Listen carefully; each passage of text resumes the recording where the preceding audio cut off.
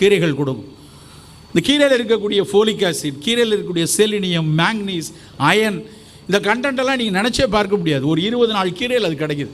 இப்போ நம்ம ஏன் தினம் ஒரு கீரை, ஏதோ ஒரு பசலைக்கீரையோ, ஏதோ ஒரு முருங்கைக்கீரையோ, அகத்திக்கீரையோ, சிறுகீரையோ, எத்தனை கீரை இருக்குது, பொன்னாங்கண்ணியோ, அப்படியான கீரை நமக்கு ஒரு பிரதானமான உணவாக இருக்கணும். கூட்டு, பயிறு. இந்தியாவுடைய பெரிய பிரச்சனையே நம்மக்கிட்ட புரதச்சத்து ரொம்ப குறைவாக இருக்குது. ஒவ்வொரு முறை நம்ம பல விளையாட்டு போட்டிகள் எல்லாம் பார்க்கும்போது அந்த எண்டுரன்ஸ்னு சொல்கிறோம் இல்லையா, அந்த எண்டுரன்ஸ் 1 மணி நேரம் ஃபுட்பாலில் ஓடுறதுக்கான முழு திறன் குறைவாக இருக்கிறதுன்னு பார்த்தா சிறு வயதுலேருந்தே நமக்கான புரதம் இல்லை.